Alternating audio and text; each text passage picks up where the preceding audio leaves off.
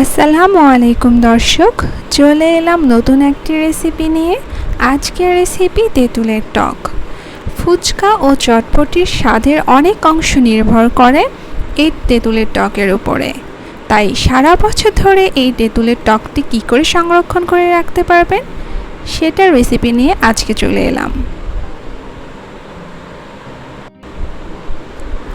চুলা অন করে একটি ডিপ ফ্রাই প্যান বসিয়ে দিয়েছি। এখন দিয়ে দেব হাফ কাপ চিনি,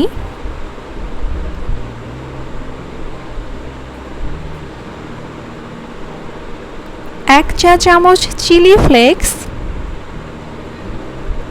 এক চা চামচ রসুন কুচি, এক চা চামচ খাবার লবণ,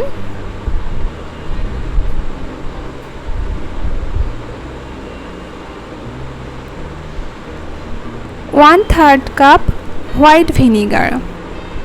এখন এই সকল উপকরণগুলো খুব ভালো মতো মিশিয়ে নেব এবং একটি বলক আসা পর্যন্ত অপেক্ষা করব।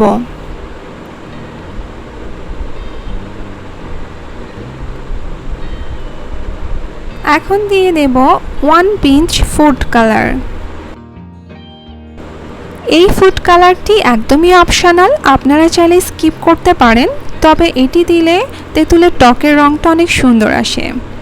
এখন দিয়ে দিলাম 3 কাপ তেঁতুলের রস। এটা আমি 1 কেজি তেঁতুল পানিতে ভিজিয়ে রেখে খোসা ও বিচি ছাড়িয়ে তেঁতুলের রসটা আলাদা করে নিয়েছি। এখন এই তেঁতুলের রসটি খুব ভালো মতো সম্পূর্ণ উপকরণের সাথে মিশিয়ে নেব এবং অপেক্ষা করব বলক আসা পর্যন্ত। এই পর্যায়ে আমি দিয়ে দেব 1 চা চামচ বিট লবণ এবং খুব ভালো মতো তেঁতুলের টকের সাথে এটি মিশিয়ে নেব। এই সম্পূর্ণ মিশ্রণটি আমি ততক্ষণ পর্যন্ত জাল করব যতক্ষণ না এটি সসের টেক্সচারে চলে আসছে।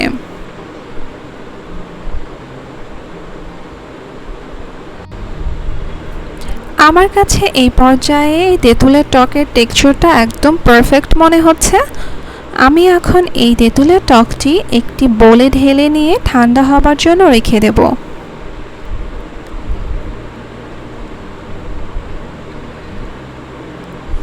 দেখতেই পাচ্ছেন দর্শক, তেঁতুলের টকটি কালার এবং থিকনেস কতটা সুন্দর হয়েছে। আপনারা চাইলে এইভাবে সারা বছর এই তেঁতুলের টকটি সংরক্ষণ করে রাখতে পারেন। দেখা হবে নতুন কোনো রেসিপি নিয়ে। আজকের মতো এখানেই শেষ করছি। আল্লাহ হাফেজ।